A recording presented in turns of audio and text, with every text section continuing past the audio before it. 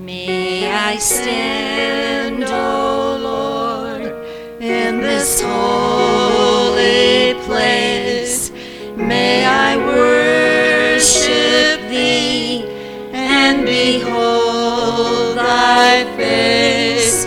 May I be transformed by Thy word and Thy Spirit, and behold the day of Thy power.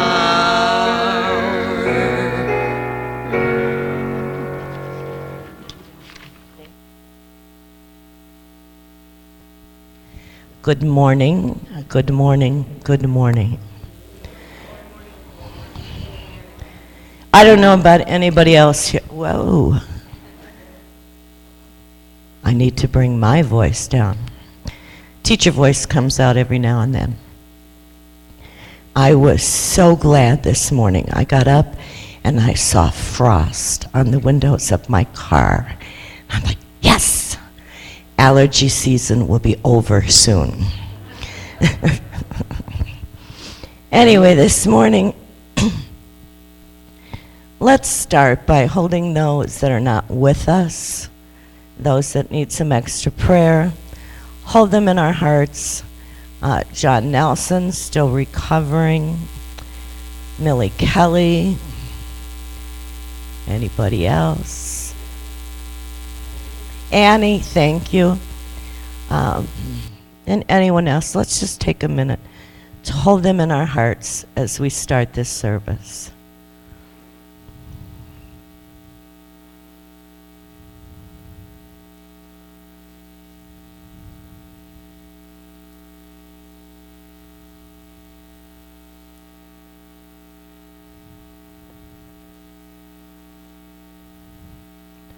And we're going to start today's service with hymn number 241.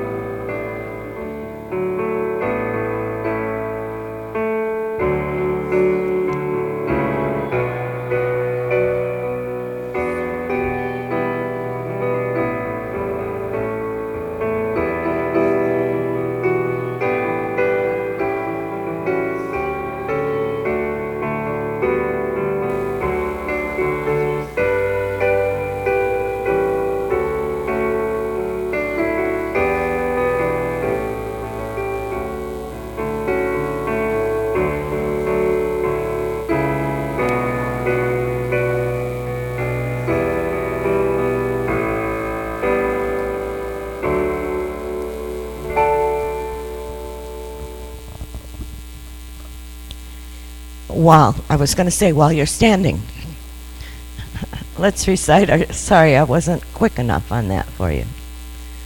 Let's recite our statement of being.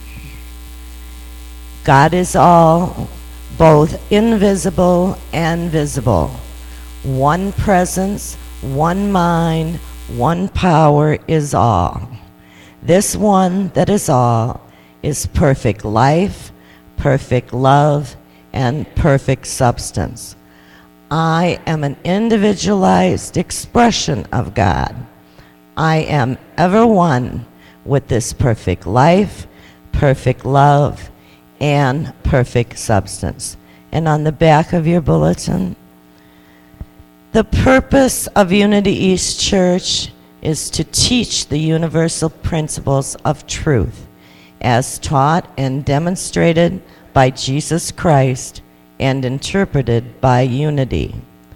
Our mission is to rediscover the guiding spirit of God's presence within us and willingly demonstrate His creative purpose in our lives. Thank you.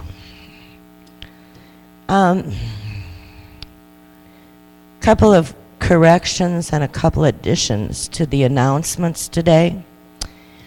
The vision board will be this Wednesday evening from 7 to 9. Remind me, I have a ton of magazines in the trunk of my car for you guys. So if you haven't already signed up, please sign up now. The ladies' luncheon is next Sunday. We're just going to go for lunch at Zorba's at 16 in Groesbeck. After the service, everybody pays their own way. But if you haven't signed up for that one, please sign up there too. Movie night on October 21st. We've had some conflicts there, and I think we're going to have to cancel the movie night for October.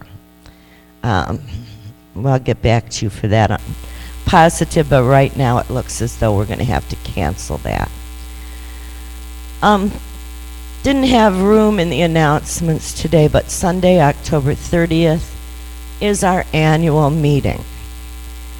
Please make plans to come and to attend the meeting. We're going to close that meeting with a ceremony,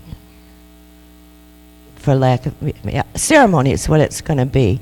It's going to be a rededication of membership, accepting new members. That's going to be at the end of that meeting. And I think that everyone here, whether you've been a member for a while or you're a new member, it's going to be a very moving and positive experience for you. So please plan on being here for that. And at that point, with that said, let's clear our laps and, the Carson's coupons. Thank you.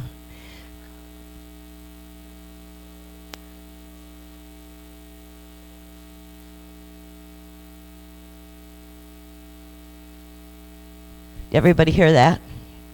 Carson's books are still available in the bookstore. From Carolyn, because Marion's going to the Miss Senior USA, Miss Senior America pageant. She's going to send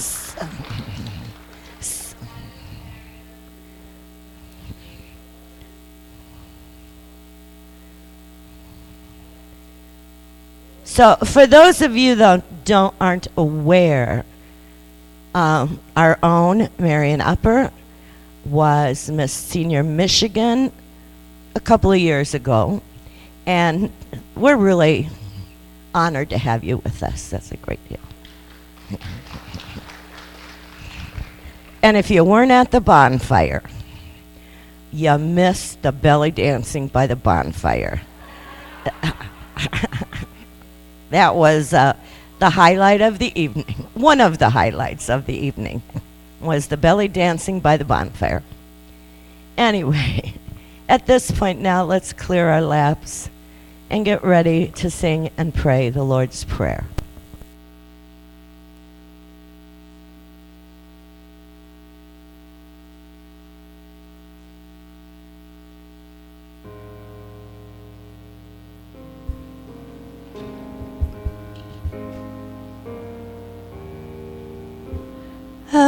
Father, which art in heaven,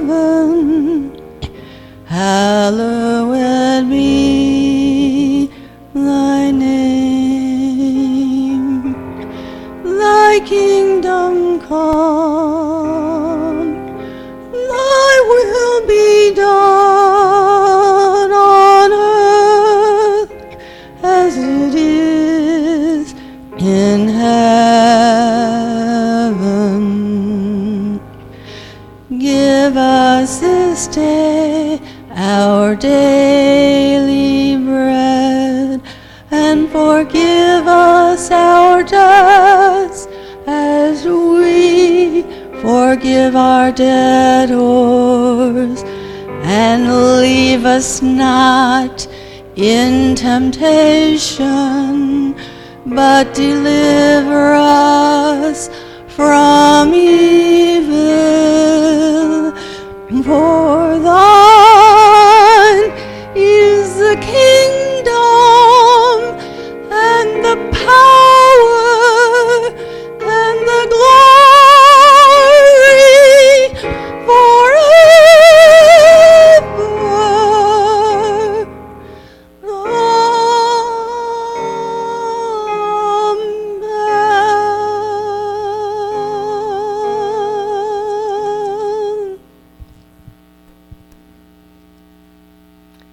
The consciousness of these words that have been sung by people across the planet for thousands of years. We bring our awareness within, knowing that we are now in the presence of pure being and immersed in the Holy Spirit of life and of love and of wisdom. We acknowledge thy presence and thy power, O beloved Spirit. In thy divine wisdom,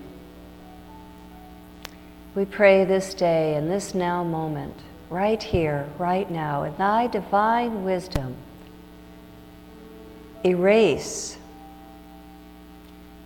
those mortal limitations of fear,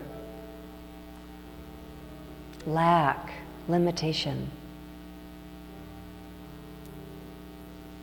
And in thy consciousness of love, bring into manifestation in our minds, in our hearts, our words, our actions, our deeds this day, an expanded consciousness of your love, your wisdom, and your divine order.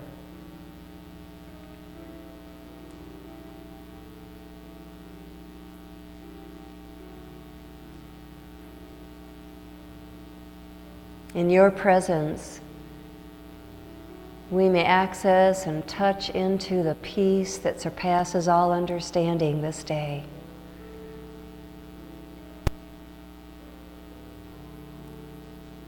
And through the power of faith, we have the conviction to set aside right now all else except our attention, our presence, our desire, our longing to abide in your consciousness of love and of wisdom.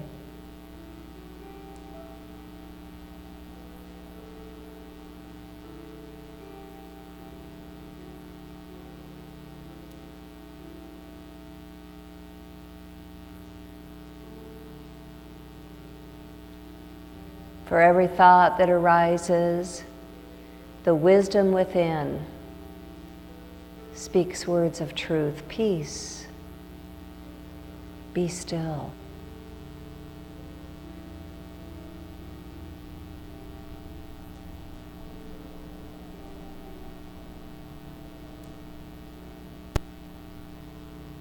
For every thought, every urgent thought about the future of this day, we are able to touch and be touched by divine order, knowing that all is in order, including the wisdom to meet the future.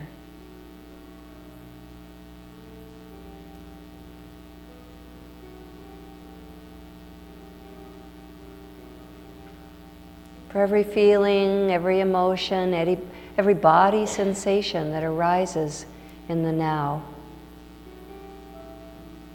we lovingly allow the presence of God to be our strength, to be the wisdom to see and feel appearances but know I am a child of God. I am God's creation.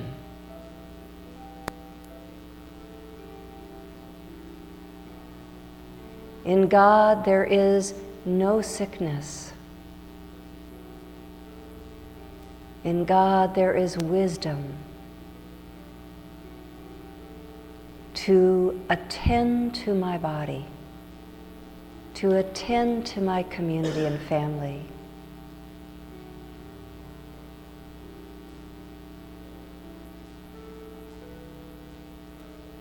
In God there is no criticism. I am one with absolute love.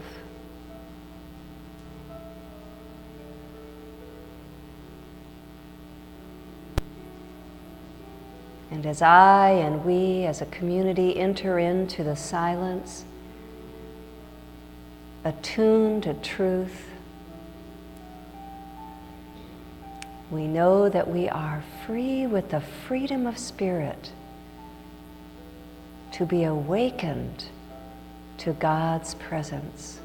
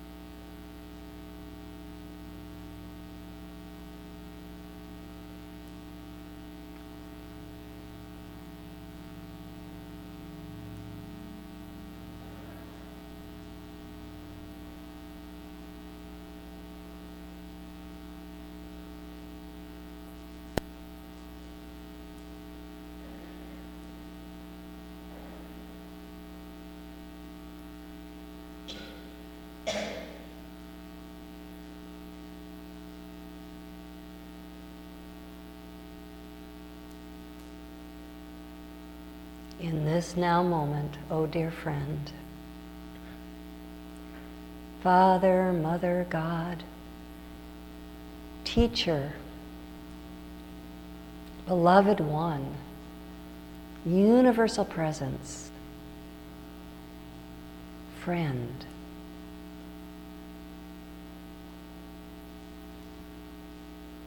we are awakened to your power, your presence, your infinite wisdom, our wisdom.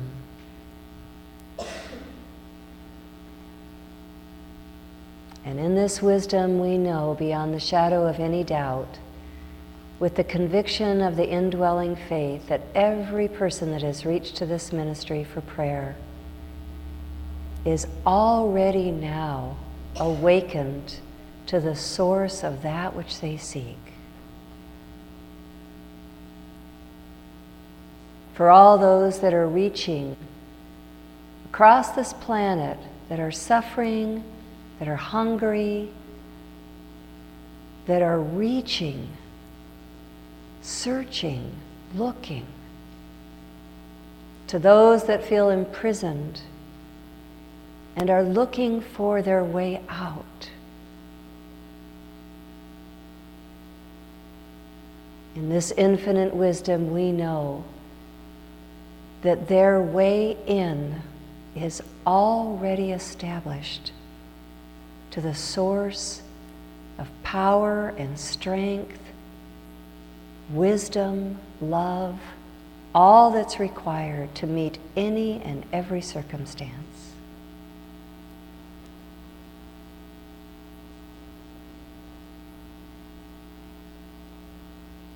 For those that have been evacuated from that which they call home,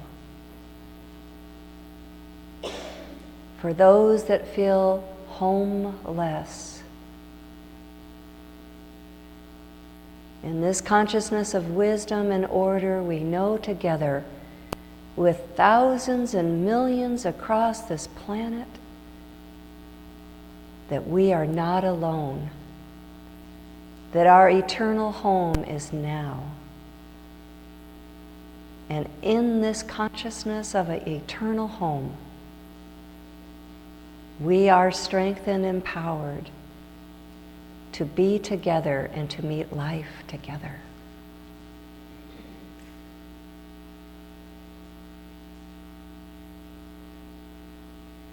And in this consciousness, we devote this time of seeking and discovering truth and the power to live it. We devote this to the water, the earth, the air, to all living creatures, all that is alive. The great body of God.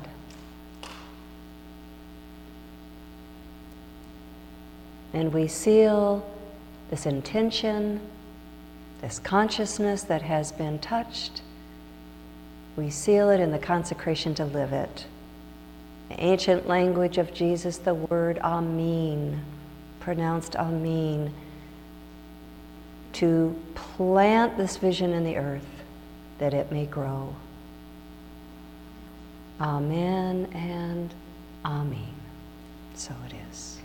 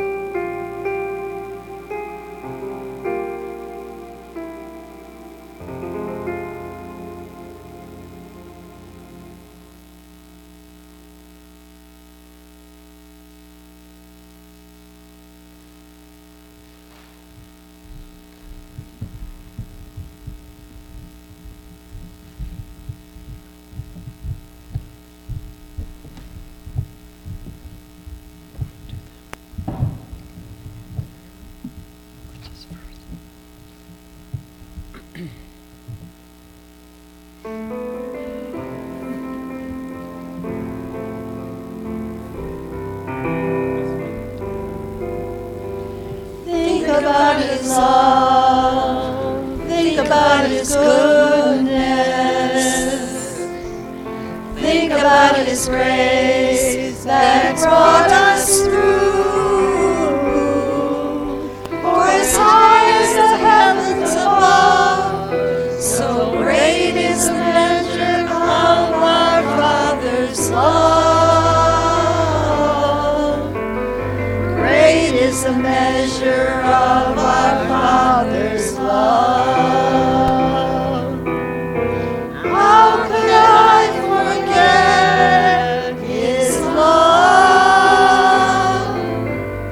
How could I forget His mercy? He satisfies. He satisfies.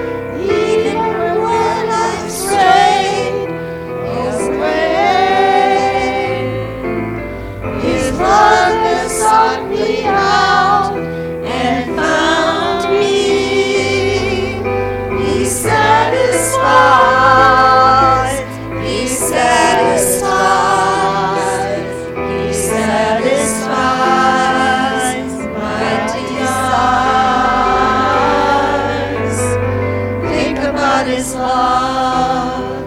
Think about His goodness. Think about His grace that's brought us through. For as high as the heavens above, so great is the measure of our Father's love. Great is the measure of our Father's love. Great is the measure of our Father's love.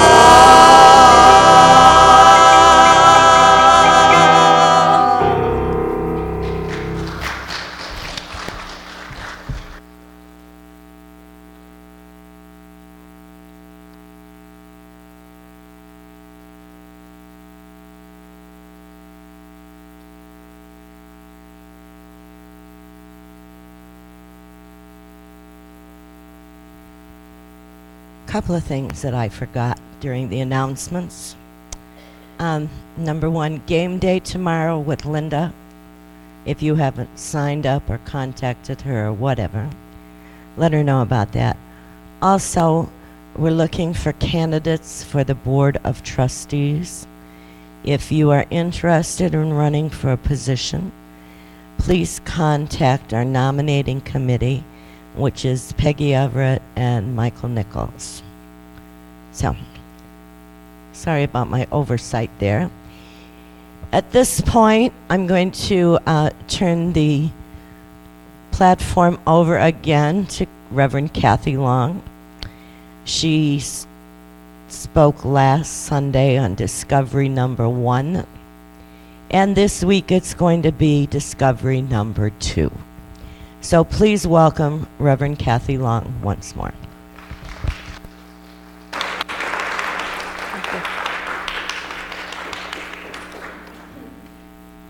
Seems a lot can occur in 1 week, doesn't it? And just driving here this morning, I saw 2 trees that are totally red. And Friday, I heard that the bees have been put on the endangered list. So a lot can happen in 1 week. However, it doesn't happen in just 1 week. It's all very interconnected with day after day and cycle after cycle. And I would say that that's what we're here to explore and discover, is where are each of us this day, right? Being able to be awake to the day, awake to one's own self. And of course you're here and you're exploring what it means to be awake to God, that which we call God. And the outer is full of change, constantly moving, assisting us in understanding that there is nothing that is stagnant, nothing that's really solid, and the scientists will tell us that. It's all constantly moving, all these interconnections.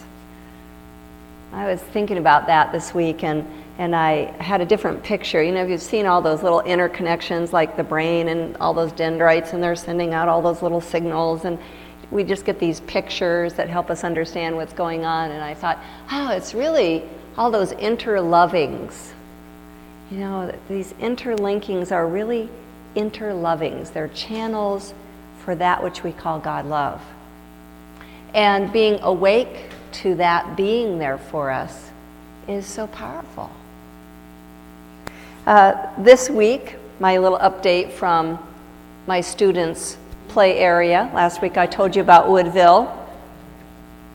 This week was an opportunity to see what they were going to do with their interconnections and all their interlinkings. And if you were here last year, you know they practically had World War III out there. And it's just a little area, there's some trees, lots of sticks, and they build all these structures, and they pretend they're pioneers, and they, you know, they've dug a little clay mine. They got down to clay recently, and now they're forming little clay bowls, and you know, they just create. It's all them. I don't go over there and tell them what to do. They create it.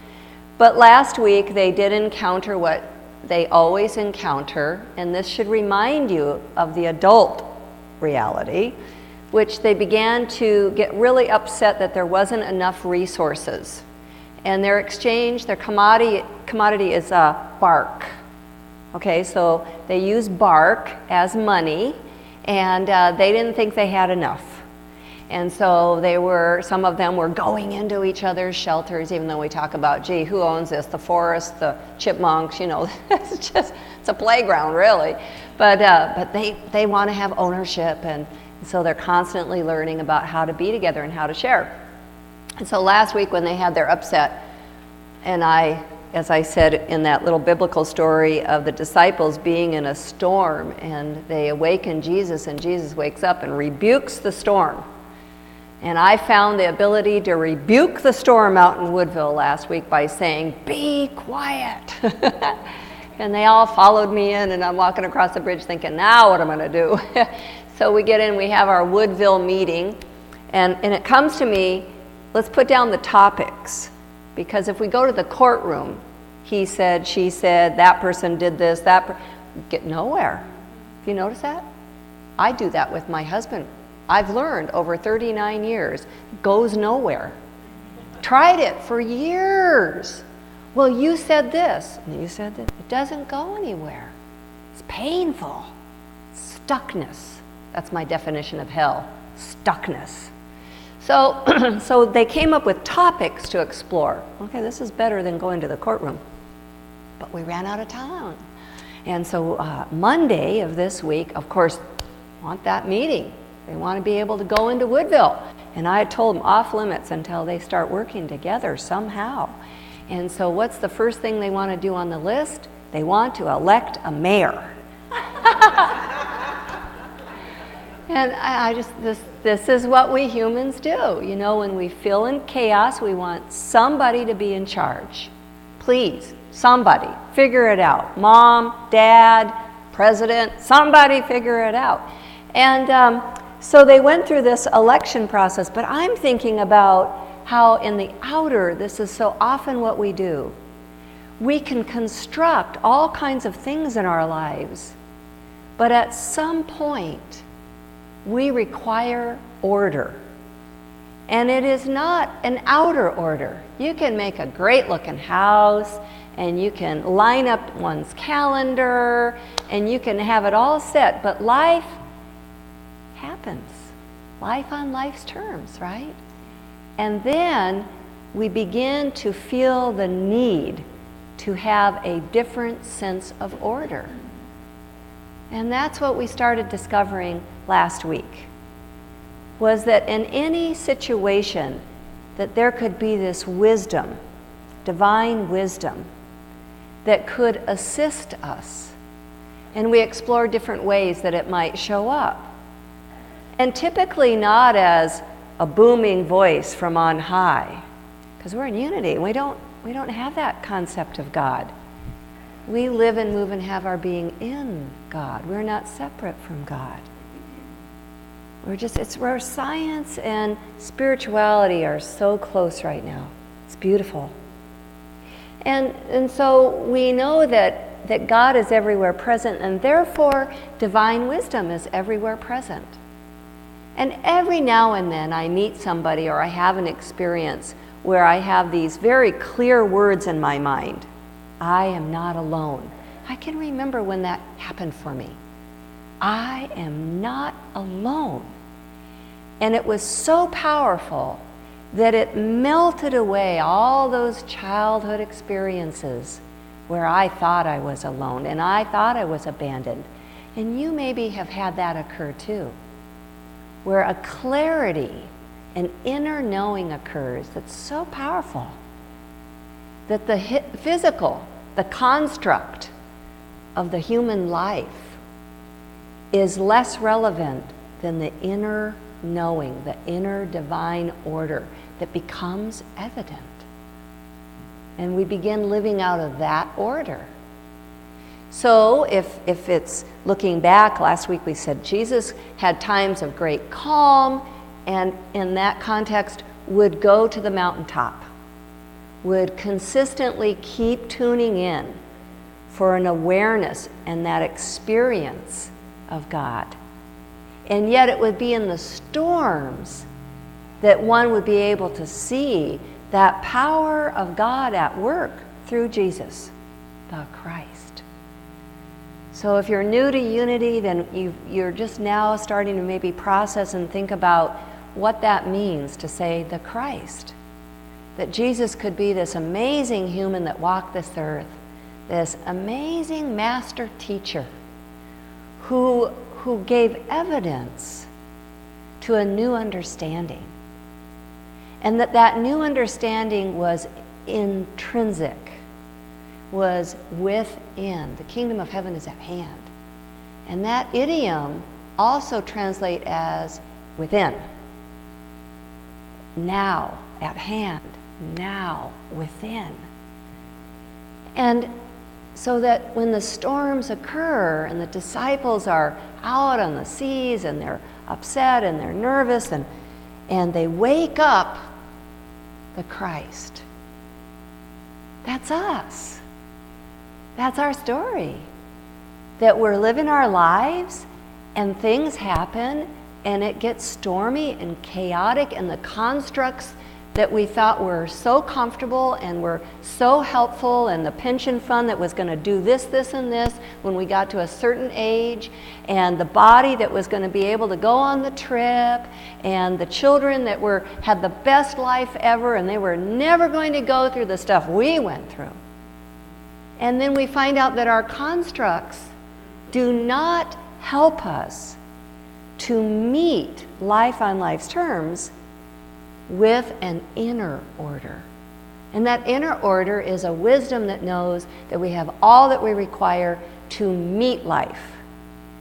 And the misunderstanding that I find in Unity Truth students all over is that beginning understanding, which is really just one level, but the misunderstanding that if I really get in touch with these spiritual principles and I apply them in my life, I will avoid the storms of life.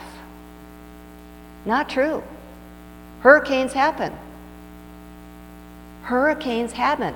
It is the ego hiding in that sense of superiority that thinks that it can take and manipulate and use spirituality to stop all storms. The story of Jesus in the boat with the disciples is the ability to go within. Oh, you of little faith, use your faith in the storm. That's all.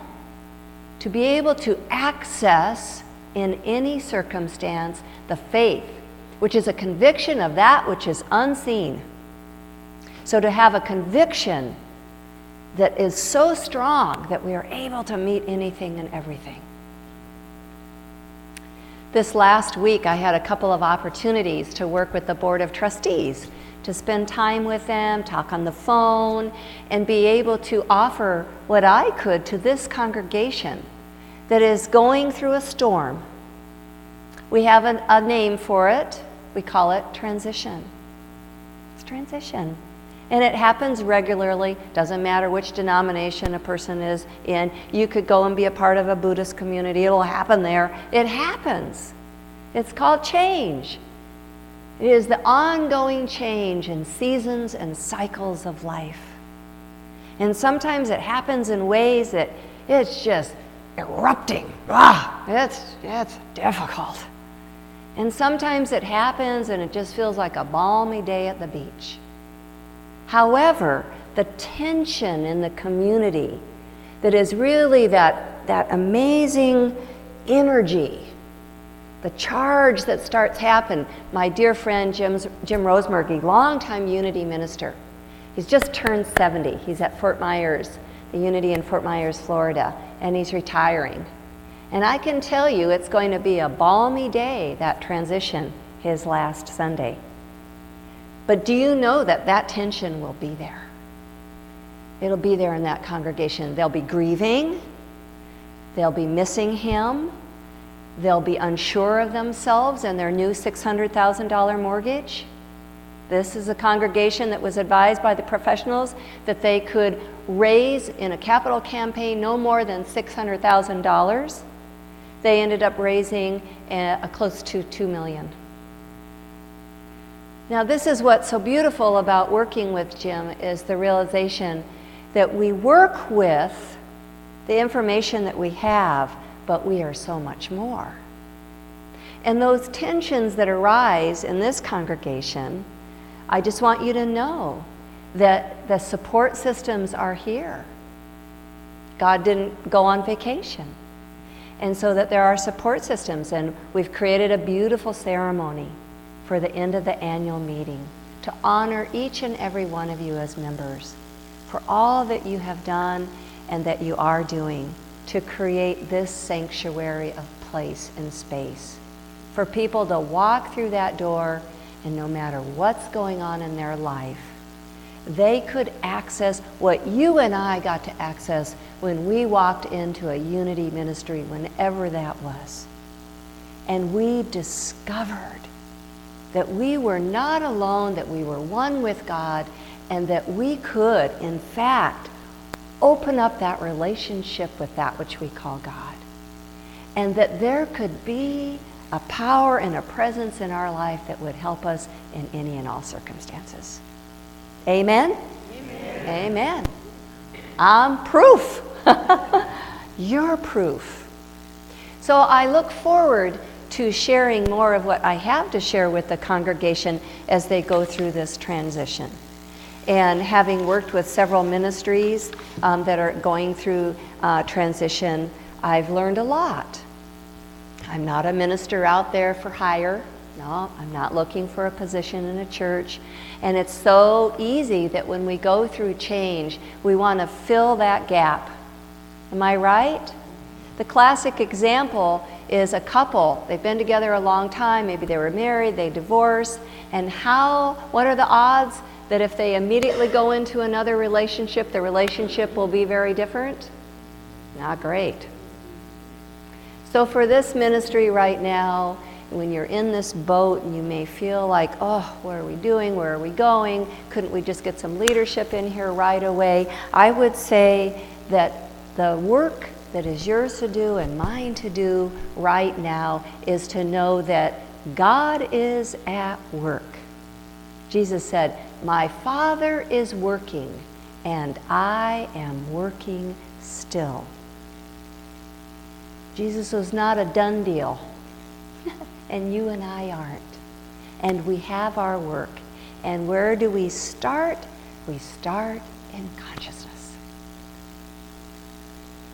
So for those two that were married, that divorced, and they want to create new relationships, they have to do the work within. They can construct all kinds of things out here, but until the work is done within, this construct keeps showing up in the same way. Yeah. So the work within, the discovery that wisdom is here, for you and I, that in our lives to know the still small voice. The prophet Elijah discovered that. I shared that last week. The still small voice is there and it's guiding. And this week, the discovery process together is to begin to understand, what is my work? If God is doing God's work, then what is my work? And I've just used that $1 million phrase or term, consciousness. Well, what the heck is that? What is that exactly? There's a beautiful story, probably fictional. It's a great teaching story that gives us a way to frame what we mean by the work in consciousness. It's the story of a cathedral that was being built. It was being built out of stone, and many people were employed as the stone cutters. An individual decides to go and do some interviews about this cathedral that is being built, and goes to stone cutter number 1. Can you tell me about your work? And stone cutter 1 says, it's dusty, it's hard, it's difficult. I'm exhausted every day at the end of the day. It's the same day in and day out. The dust goes up my nose. It's difficult work. Interview number 1. And then the interviewer goes to another of the stonecutters and says, "Can you tell me about your work?" And this stonecutter looks up and says, "I have a job I can depend on. I make a good wage. It's honest work. I bring that wage home to my family, and I'm able to feed my family, and we are able to have clothing, and we are able to maintain our house. It has been a good job for me. I'm so grateful that I can have this job and help my family." Interview number 2. Interview number 3 with yet another stonecutter. "Tell me about your work." And this stonecutter says, "I am building a cathedral. Every stone I cut will be put in place to build a house that will glorify God. I am building a cathedral." Interview number 3. The cathedral, or the house, is consciousness. And every day we construct it from the inside out.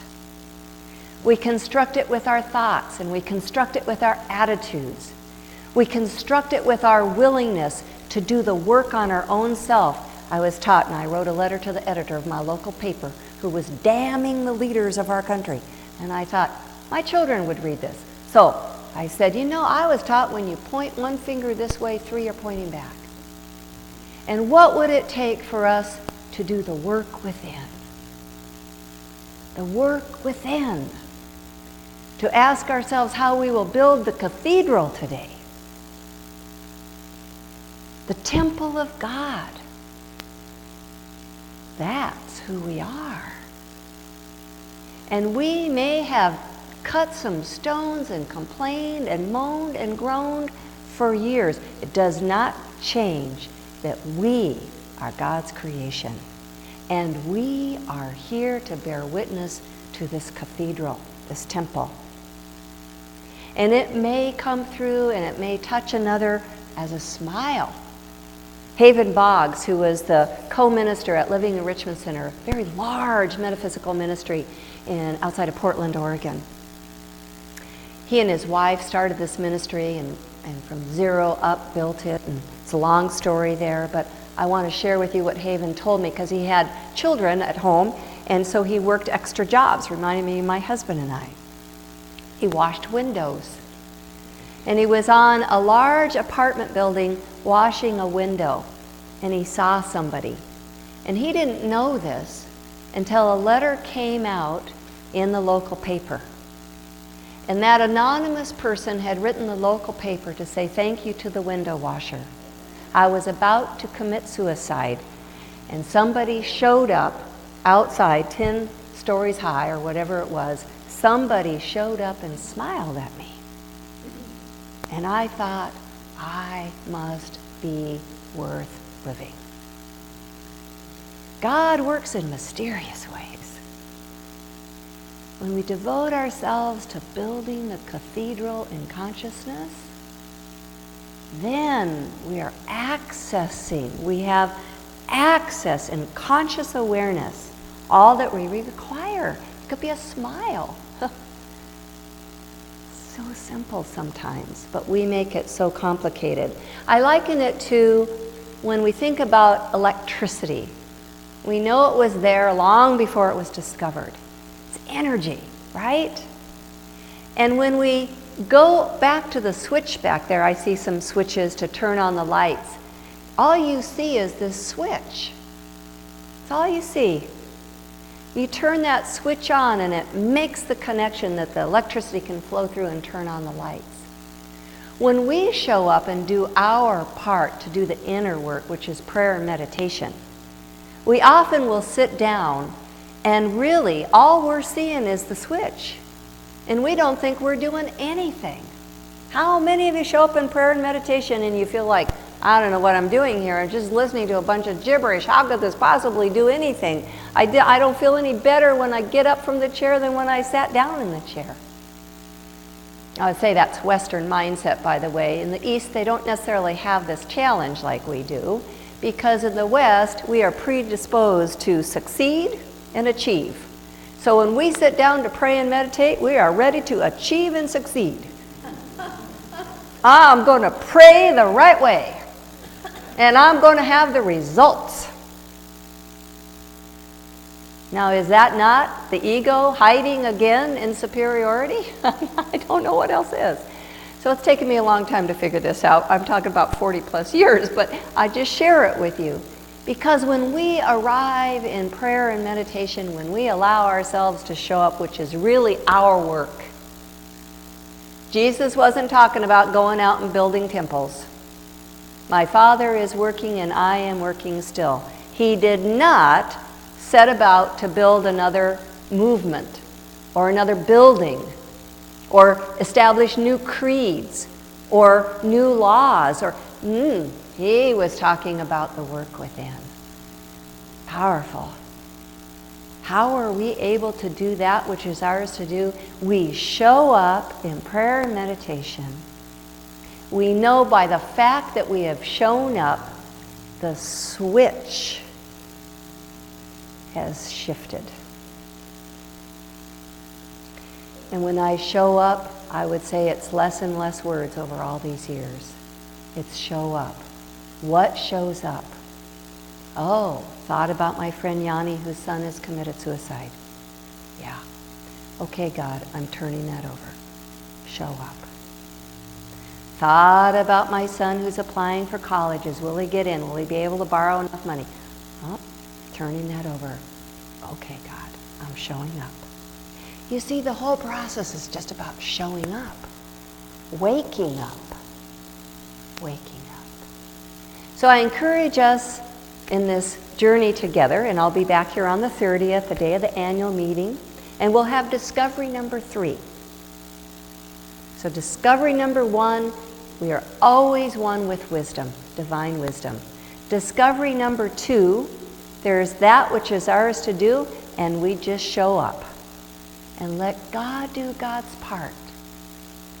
And I close with this, gives you a little hint, what I'm going to share on the 30th. This is a prayer Jim Rosemergy shared with his congregation during all those months of building a new sanctuary. Because he knew they weren't building a building. He knew they were building a consciousness.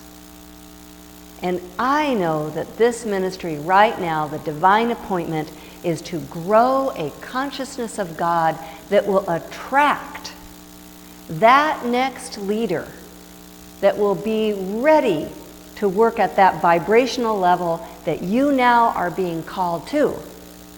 Because there is no flatlining with God. There's movement.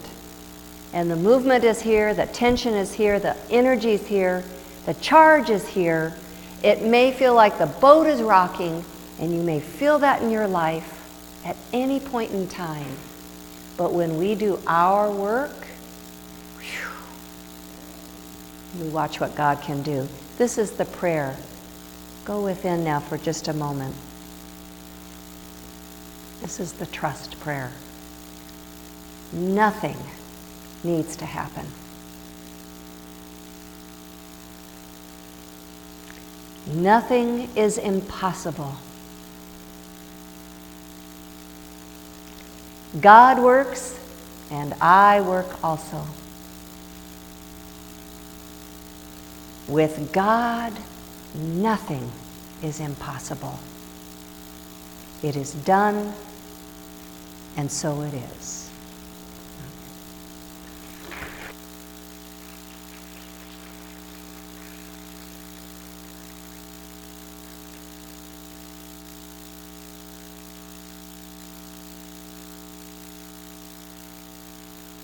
Thank you. Now is the time for our tithes and offerings. We take those and And repeat together. Divine love through me blesses and multiplies all that I have, all that I give, and all that I receive.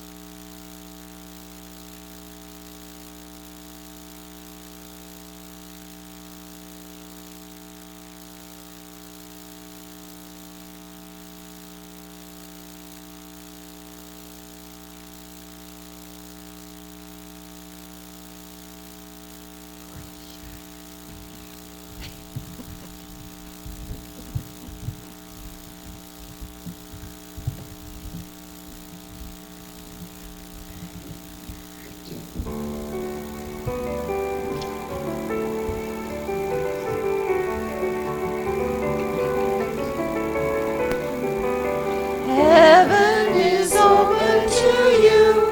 Find a way to open your heart.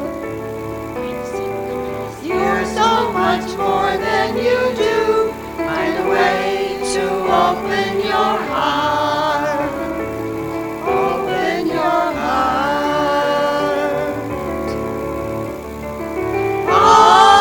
Always, you are God's instrument. Always, you are enough.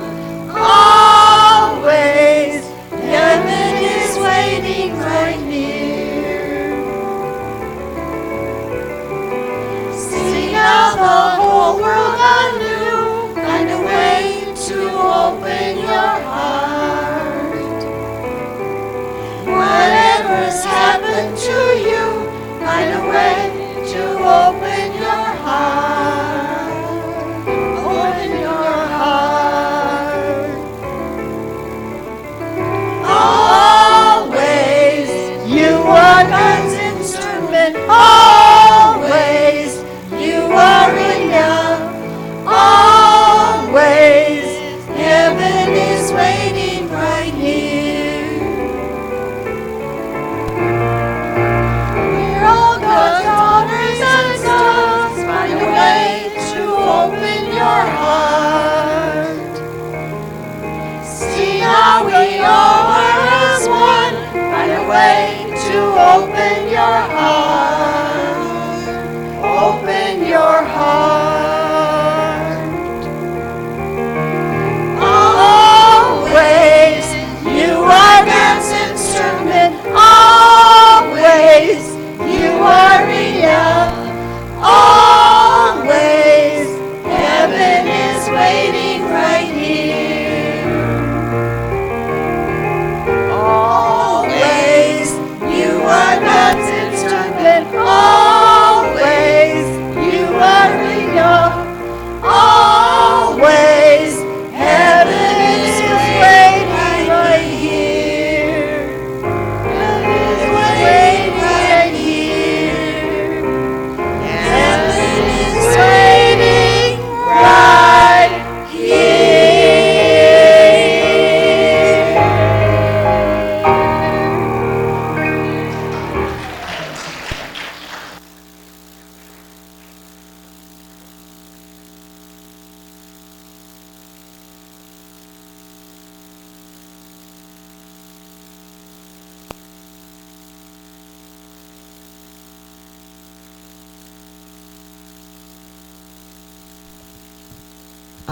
Any new first-timers here? I don't see anyone that might be. Please sign the registry. And at this point, we're going to have Reverend Long bless our offering. We know that these gifts are given freely. And this is the freedom of spirit working through the gifts. And so we bless these gifts with our conscious intention. This is the bounty of God. And we send it forth with wisdom and with joy. Thank you, God. Amen. All right, we're going to conclude our service today with our peace song and our prayer for protection. I'm just going to have these people come on over here and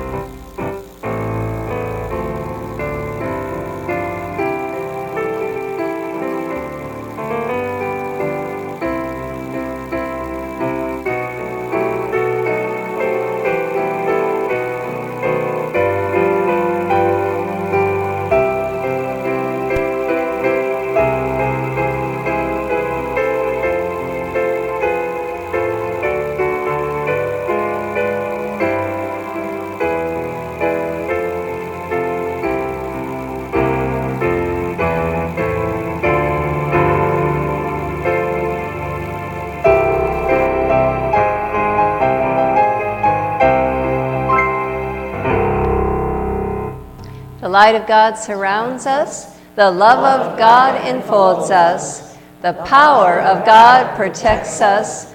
The presence of God watches over us. Wherever we are, God is, and all is well.